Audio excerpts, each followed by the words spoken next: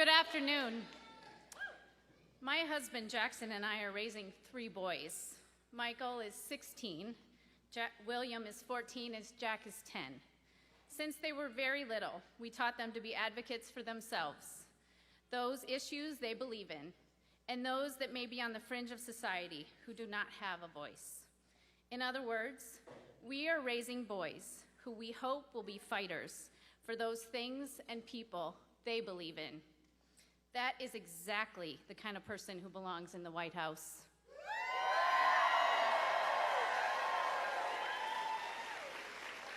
Jackson and I want to have a president who will fight for our boys, your children, your grandchildren, and those that do not have a voice to ensure a bright and vibrant future, who will fight to create an economy for tomorrow, who will fight to make our families and communities stronger, who will fight to make sure our nation is secure from the growing threat of terrorism, who will fight for campaign finance reform so that our government is owned by its citizens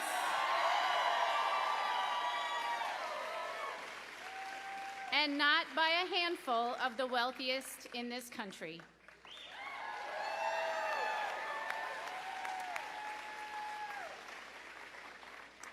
And selfishly as Iowans, who will fight to help us rebuild our party here in Iowa so our state can once again offer up leaders like Tom Vilsack and Tom Harkin.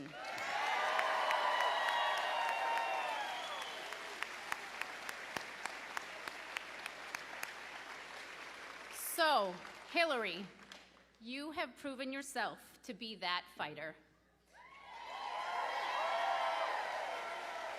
I know you will fight for my boys and all of us. My 96-year-old Nana Kennedy passed away 5 years ago. She had hoped she would live long enough to see a woman president. She believed that woman would be you. And she had the best political instincts of anyone I know. She was right. It is going to be you.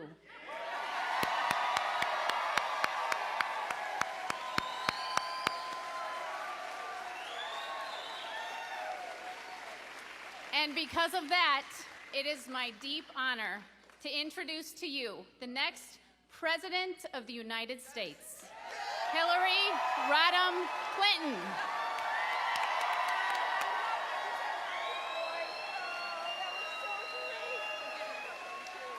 Thank you so much. Whoa. Thank you all. Thank you to Kara.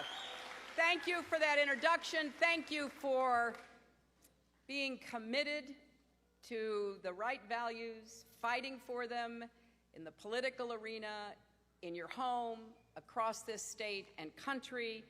I have to tell you, I am thrilled to be here to see all of you. It is a special treat to be here not only the day after I kicked off the formal part of my campaign on Roosevelt Island, but to be here on Flag Day.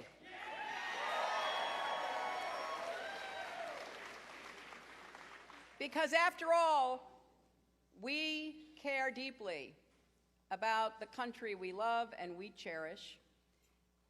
And political campaigns should be about what kind of future we can create together for ourselves, but most particularly our children and our grandchildren.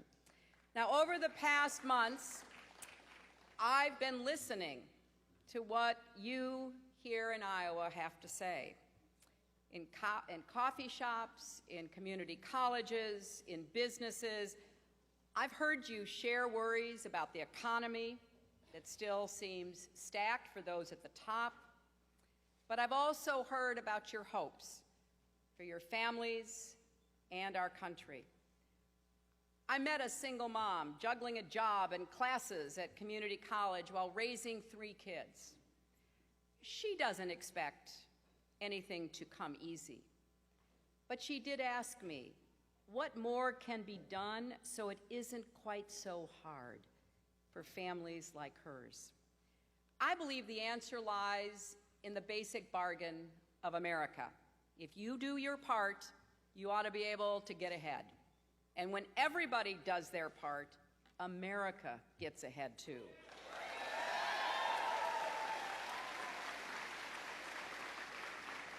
That bargain inspired generations of families, including my own. It's what kept my grandfather going to work as a factory worker in the same lace mill in Scranton, Pennsylvania, every day for 50 years.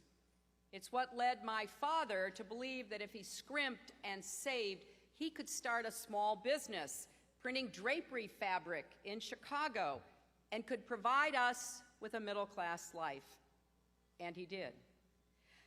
And as much as our world has changed, the structure of our economy and the shape of our families and so much more, that basic bargain still holds the key to our prosperity. Here in Iowa and across the country, Americans are working themselves back from an economic crisis that exploded because time-tested values were replaced by false promises. You know what they were. Instead of an economy built by every American, for every American, we were told that if we let those at the top pay lower taxes and bend the rules, their success would trickle down to everyone else. And we know how that worked out. So Americans have made a new beginning, working extra shifts, taking second jobs, postponing home repairs. Families figured out how they could make it work again. And now people, I hear it across Iowa, are thinking about the future. Okay, going to college, starting that business you've always dreamed about, buying a house, finally be able to put more away for retirement. So we're standing again, but we're not yet running. I said in my speech yesterday that both the two Democratic presidents of the last 35 years, one Barack Obama, the other my husband,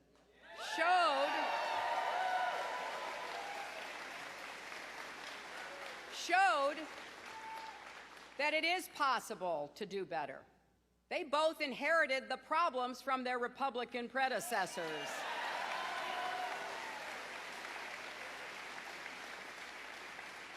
And they had to dig us out of holes. But the facts speak for themselves. Producing more jobs for more people, creating more economic opportunity and prosperity, and trying to build a strong foundation for what we do next. But you know what you see. You see corporations making record profits with CEOs making record pay while your paychecks have barely budged. While many of you are working multiple jobs to make ends meet, you see the top 25 hedge fund managers making more than all of the kindergarten teachers in America combined, and often paying a lower tax rate than those kindergarten teachers. So you have to wonder, when does my hard work pay off? When does my family get ahead? When? I say now.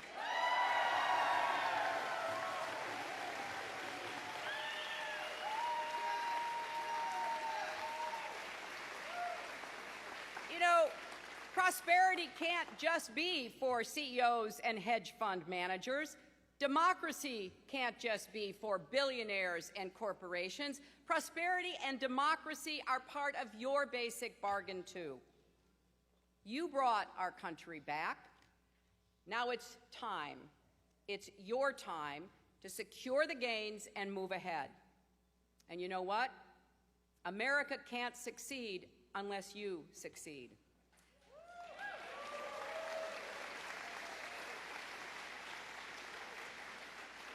People of all races, incomes, educational levels, of every kind of American you can imagine stand and pledge allegiance to this flag, don't they?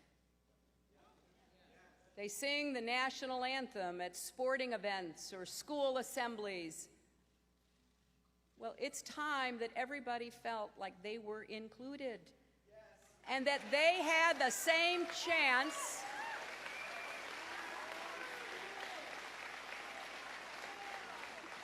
to live up to their own potential. I'm running for president to make our economy work for you and for every American.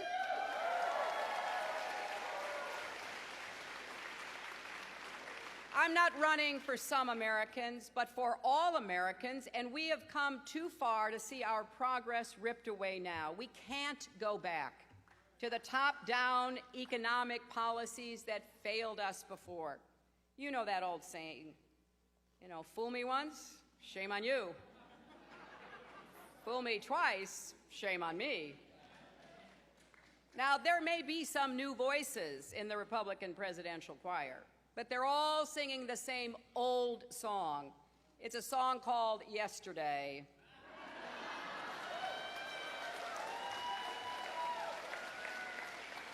Now, I know when I said this yesterday, you know the song. All our troubles look as though they're here to stay, and we need a place to hide away.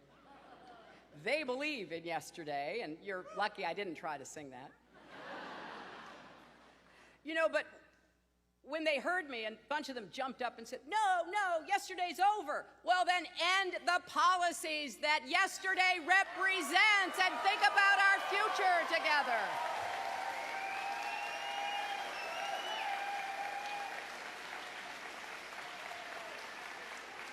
They trip over themselves, promising lower taxes for the wealthy and fewer rules for the biggest corporations without regard for how that would make income inequality worse. Now, ask these candidates about climate change, one of the defining threats of our time, and they'll say, I'm not a scientist. Well, then why don't they start listening to those who are scientists?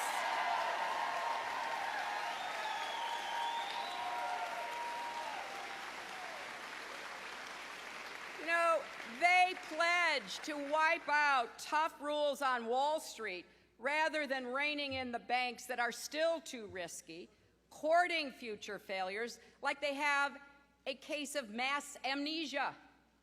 That was tried. We saw what happened. They want to take away health insurance from 16 million Americans without offering any credible alternative. They shame and blame women rather than respect our right to make our own reproductive health decisions.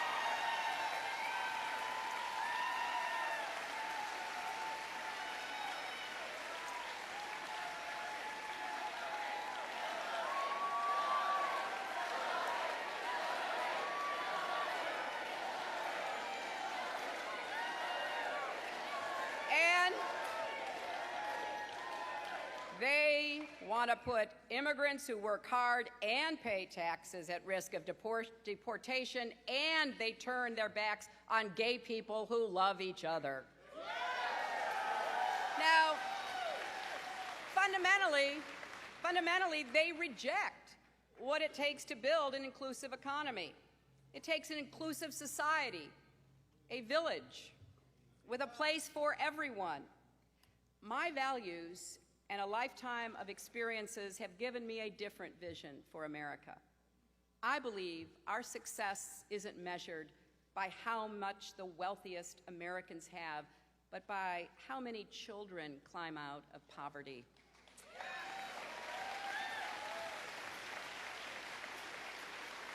How many startups and small businesses open and thrive? How many young people go to college without drowning in debt?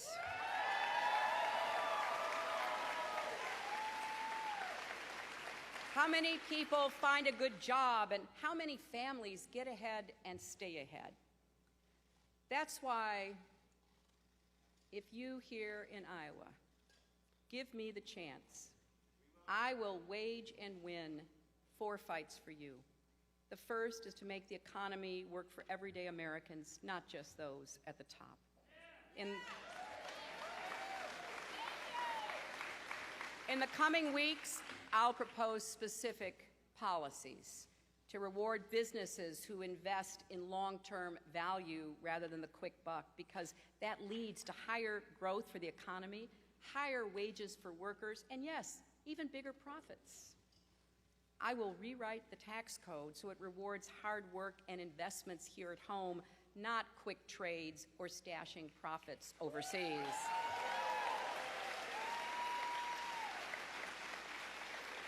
I will give new incentives to companies that give their employees a fair share of the profits that their hard work earns. I will work to unleash a new generation of entrepreneurs and small business owners by providing tax relief, cutting red tape, and making it easier to get a small business loan. That was one of the stories I heard across Iowa. People who wanted to start a small business, struggling to make it grow, who were saying, I can't get access to credit. Well, the big guys can. It's time you did too.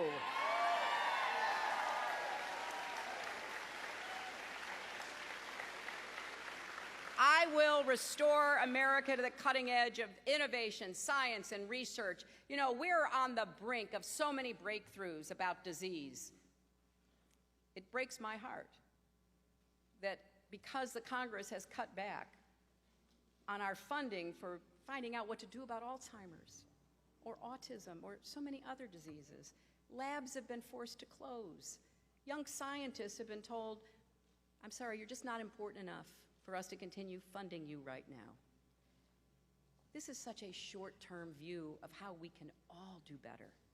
I will get those science labs open. I will get those scientists back to work. I will make sure we stay in the lead. And, you know, I believe together we can make America into the clean energy superpower in the world. You're already showing the way here in Iowa with wind and advanced biofuels. We just need to organize our economy so that it invests in the renewables, the biofuels, the solar, the wind on a national scale. And you know what? There are millions of jobs waiting for us. If we don't create them here at home, I can guarantee you the Chinese, the Germans, and others will create them over there. Let's not give up until we have the cleanest, most prosperous energy economy in the world.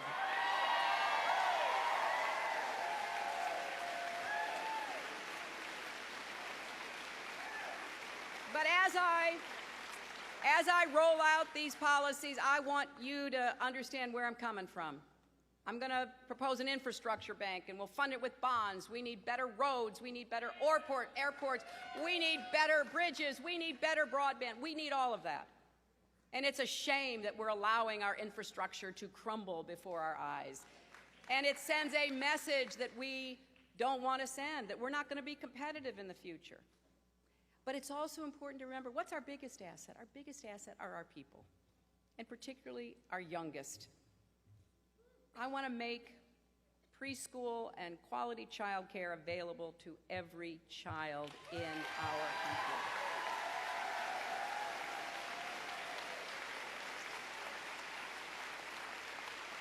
I want to make sure we give our teachers the respect they deserve for sparking the love of learning in every child. I'll be giving you specifics about how I intend to make college affordable and to lift the crushing burden of student debt.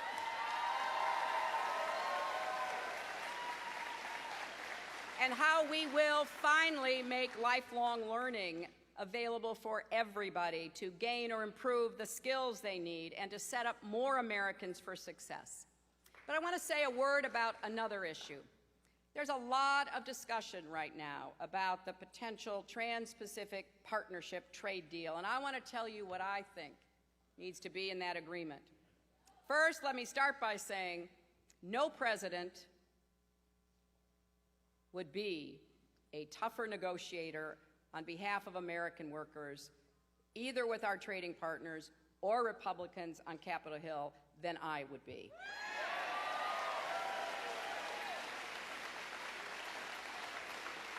In my time, 8 years in the Senate, I voted for some trade agreements and I voted against others. I think I have a pretty good idea of what we can do to meet the tests that I believe any trade agreement, especially TPP, must meet. It needs to, number one, protect American workers. Number two, it needs to raise wages and create good jobs at home. Number three, it needs to be in our national security interests. I've been saying that for months. Now, here's what I think should happen now. In order to get a deal that meets these high standards, the President should listen to and work with his allies in Congress, starting with Nancy Pelosi, who have expressed their concerns about the impact that a weak agreement would have on our workers, to make sure we get the best, strongest deal possible, and if we don't get it, there should be no deal. Now, in fact,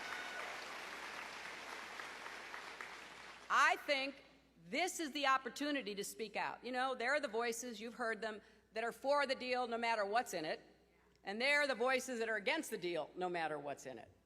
Well, I kind of fall in the group that says, let's find out what's in it, and let's make it as good as it can be, and then let's make a decision.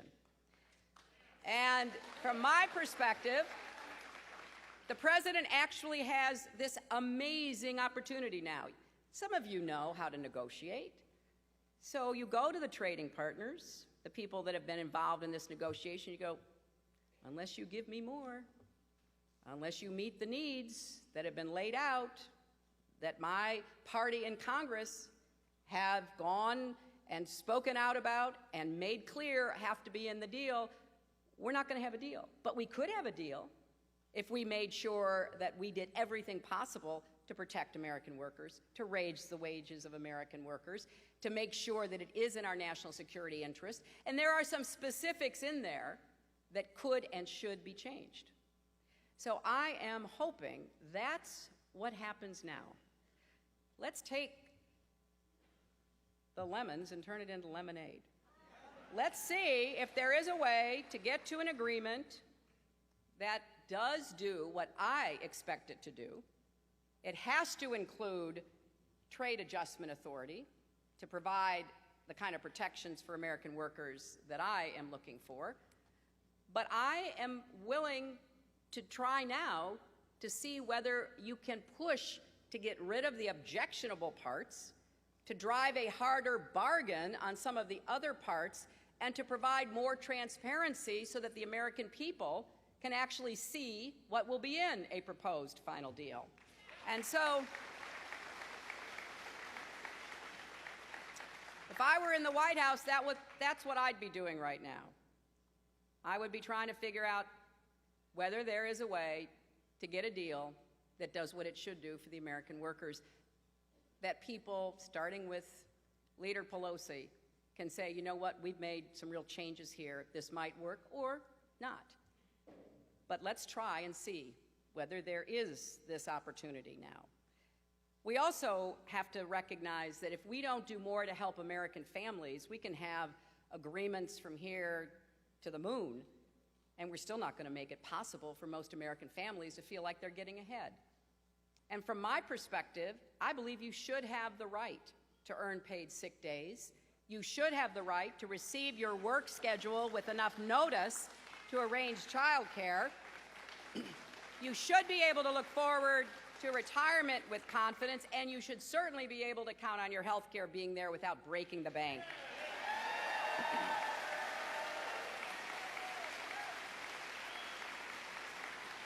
And it is way past time to end the outrage of so many women still earning less than men on the job.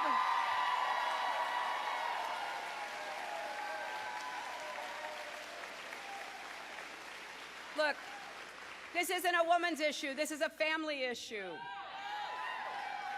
Every American family should feel like they belong, and I will do everything to make sure that happens.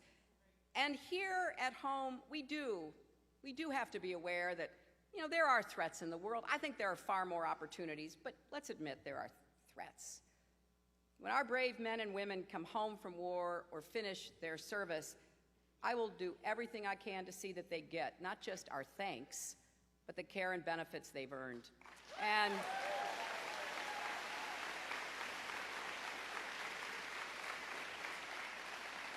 when I was in the Senate and I talked to my constituents in New York, one of the first things I heard was that our National Guard troops didn't get access to the same health care benefits, but they were being called up more and more. And so I worked across the aisle to make sure they did. And I have a lot of respect for what our service members and our vets have done for us. And it's not enough just to give a speech. We got to do much more. I've also stood up to adversaries like Putin. He attacked me publicly for standing up to him, which I took as a badge of honor.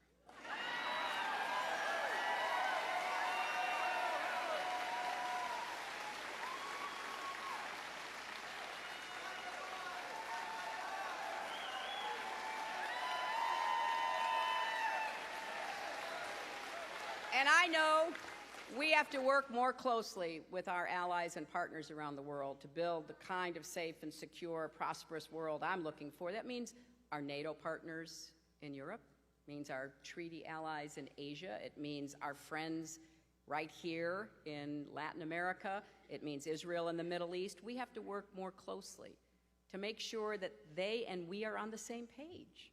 The United States can't do this alone. We shouldn't do it alone. We have to lead the world because the alternative to us leading the world is a vacuum that will be filled by some pretty dangerous characters.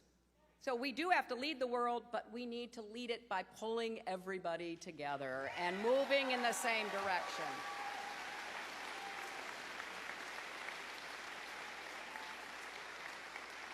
And finally, the fourth fight undergirds so much of what I want to achieve in the other three, and that is, in order to be strong in the world, we have to be strong at home.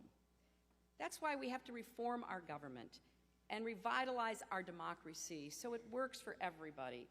We have to stop the endless flow of secret, unaccountable money that is distorting our elections, corrupting our political process, drowning out the voices of people.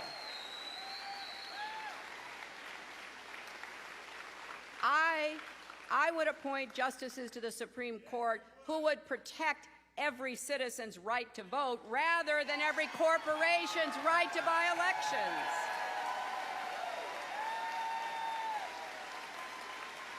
And if necessary, I will support a constitutional amendment to undo the Supreme Court's decision in the Citizens United case.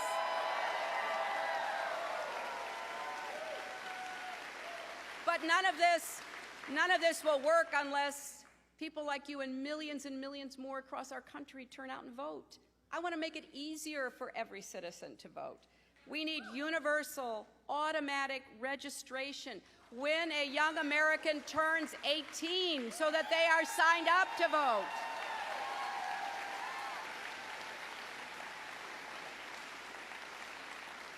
I gave a speech already giving notice to the Republicans. I will fight them on their efforts to disempower and disenfranchise young people, poor people, people with disabilities, and people of color, no matter what state they're in.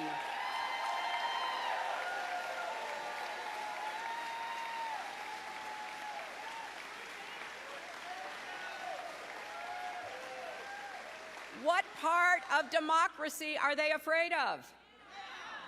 It's time to hold them accountable. Now, we Americans may differ and bicker and stumble and fall. That's kind of in our DNA. But we are at our best when we pick each other up, when we have each other's back. And like any family, our American family is strongest when we cherish what we have in common and fight back against those who would drive us apart.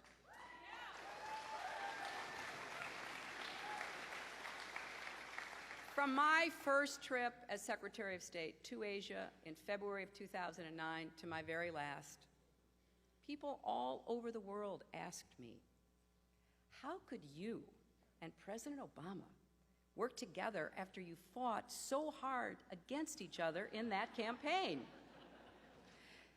It was an understandable question, considering that in many places, if you lose an election, you could be exiled, imprisoned, or even killed, not hired as Secretary of State. And the first time I was asked this, I was on a TV show, the morning TV show in Jakarta, Indonesia. And I got asked the question. I mean, it was unlike any TV show I'd ever been on, or before or since. A lot of dancing and singing, and I was worried they were going to ask me to sing my favorite songs, which, you know, I do love to sing, but nobody loves to listen. And I was getting a little tensed up, and then all of a sudden, I get asked this question. And, you know, the TV cameras are going like they're going right now, and I have like a nanosecond to figure out what I'm going to say, and I thought, that's kind of an odd question. And then I thought, no, that's a really important question, because it's a new democracy. In many places in the world, people put their family, their clan, their tribe, their race, their sect before their country. And so I was being asked, how do you do it in America? And I said, you're right, we ran a really hard campaign against each other. He won, I lost, and when he asked me to serve, I accepted for the same reason. We both love our country.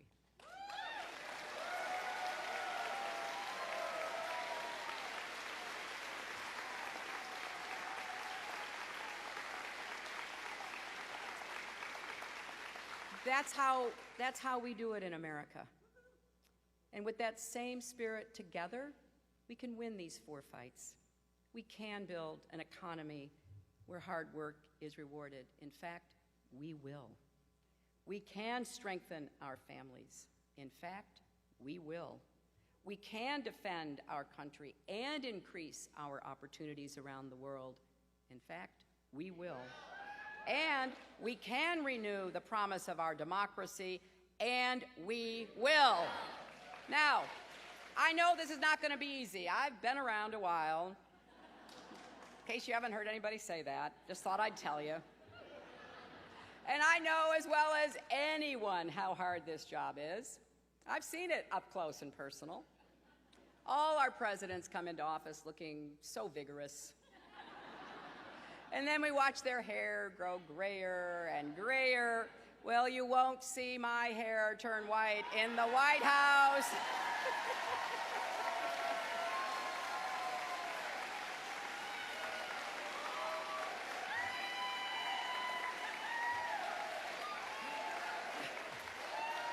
And I admit, I've been coloring it for years. And I may not be the youngest candidate in this race, but with your help, I will be the youngest woman president in the history of the United States.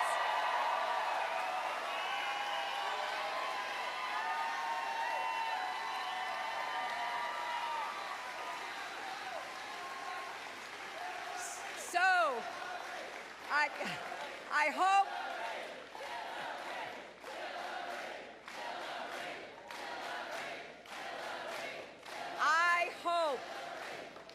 I hope you will give me that chance, because I have spent my life fighting for children, for families, and our country. I'm not stopping now. You know, I have been called many things by many people.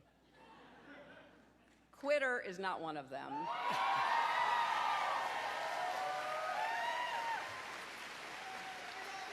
And I have to say, like so much else in my life, I got that from my mother. She taught me that everybody needs a chance and a champion. And she knew what it was like not to have either one. I've talked a lot about her since we lost her, because I realized how much I owed to her, not just because she was my mom and did a great job for me, and because she was such an incredible example of courage and resilience. Her own parents abandoned her. By the age of 14, she was out on her own working as a housemaid. I didn't know any of that when I was a little girl. All I knew is that, you know, we picked cherries in the backyard and we played, and she took me to learn how to play tennis. She tried to teach me to sew. One with more success than the other, I'll have to admit. But years later, when I was old enough to understand, I asked her what kept her going. And you know, her answer was something very simple: kindness from someone who believed she mattered. The first grade teacher who saw she had nothing to eat at lunch and without embarrassing her brought extra food to share. The woman whose house she cleaned, letting her go to high school so long as her work was done. That was a bargain she leapt to accept. Because people believed in her at critical moments, she believed in me. And because of her, I believe in the potential of every American. I have met hundreds of thousands, maybe millions of Americans over the course of my very blessed life. I've looked in the eyes of so many people, little kids thrust into foster care, being treated for life-threatening diseases, of dads who've just lost a job and don't know how they're going to go home and tell their family, of moms who are single, doing the best they can to keep body and soul apart. I've looked in those eyes, and I believe so much that when you succeed, America succeeds. And there is a role, an important role, a critical role for our government to play, where we all believe that America has our back, that when we do our best and we need a little help, it'll be there. But there's also a huge role for everybody else to play, too.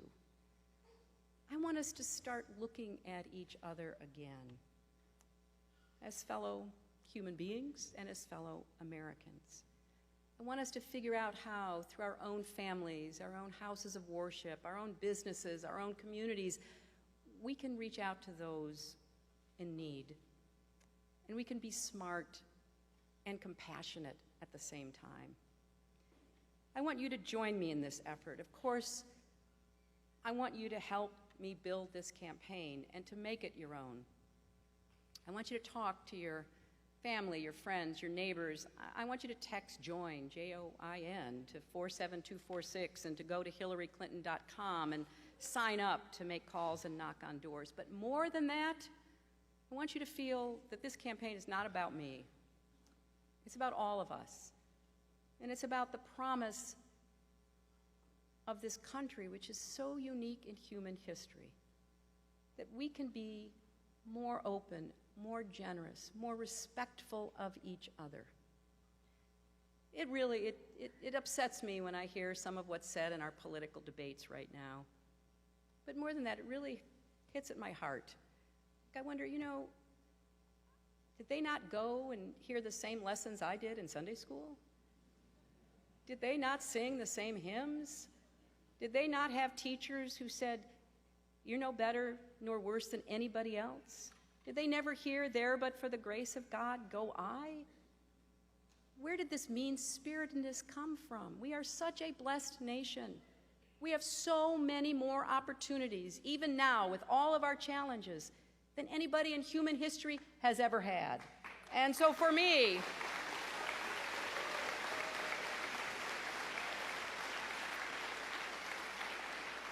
this is about not only waging a campaign and winning an election, but it is about what we do together to build an America where if you do your part, you reap the rewards, where we don't leave anyone out or behind, where we remember that there are a lot of little boys and girls like my mom who got that extra bit of help when she most needed it.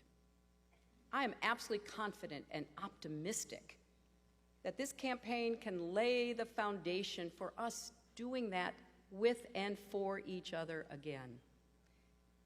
And yes, we will have an America where a father can tell his daughter, "You can be anything you want to be, even President of the United States." Thank you all so much.